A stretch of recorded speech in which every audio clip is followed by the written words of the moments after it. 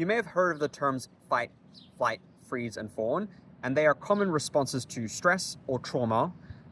There are other ones, but these are the more commonly known ones. And the one that many neurodivergents engage in is the fawn response. So this can look like people-pleasing. Fawning is figuratively rolling over and showing your belly.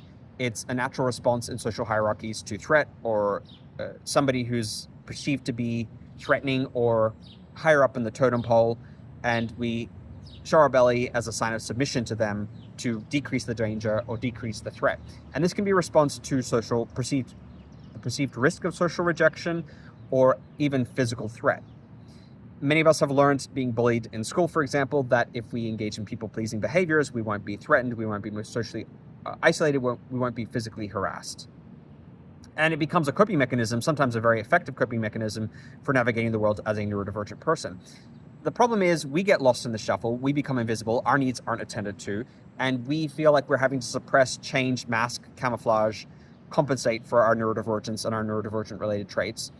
And so we can socially get by. And maybe this isn't necessary for remaining a part of a social group. Maybe it's necessary for maintaining a job. Maybe it's necessary for keeping up family relationships.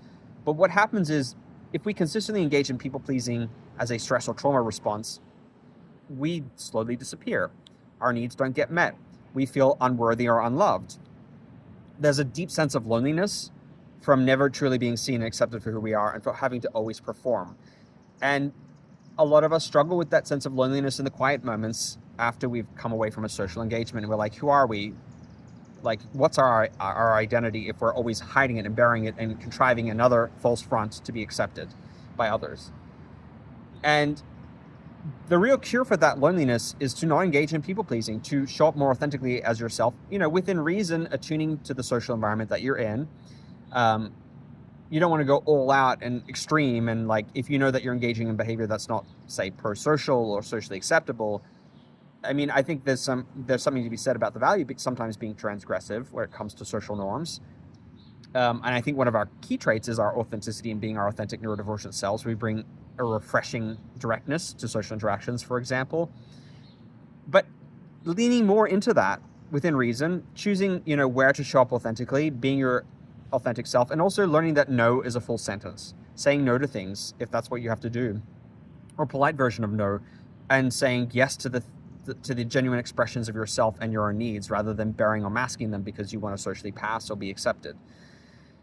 And that's a practice. It takes time to get there. It's something you do moment to moment, interaction to interaction. Gradually feeling more comfortable doing it is hard because there's a backlog of shame and guilt for being your authentic self, for being neurodivergent, that often rises to the surface in the form of a tyrannical inner critic always criticizing you and trying to get you to revert to people-pleasing as a strategy. So there'll be a lot of internal pushback, but if you can keep with the process, if you can keep with the process and you can keep showing up authentically, it gets easier. The shame and the guilt dissipate, and you find that you're more comfortable being in your own skin and being your authentic self, and that you're not afraid of social rejection, or you're more accepting if it happens because you don't see it as a result of your personal flaws or faults. You see it as like, that's going to happen. If I show up as my authentic self, that's just going to happen. It's nothing inherently bad with me. It's just that maybe some people just don't like me. I heard the analogy when I was younger about some people like oranges, some people like bananas. And I add to that, some people are allergic to strawberries. So, you can't appease everybody. You are going to be disliked by some people, no matter what you do, no matter how much people-pleasing you engage in, no matter how much you compensate for who you are and who you perceive yourself to be in terms of, I'm a faulted human being and I have to constantly change. And you can do all of that. You can bend over backwards, but people aren't ultimately going to be happy with you, not universally. Have you struggled with this desire to people please as a neurodivergent person? What's helped you lean more into authenticity and be your authentic self? What's helped you get out of that shame and guilt mindset and allowed you to be more authentically yourself and be in the moment without worrying about social rejection or managing other people's perceptions? Let me know what it's been like for you socially, what have the challenges been, what have your strengths been, and what have your successes been.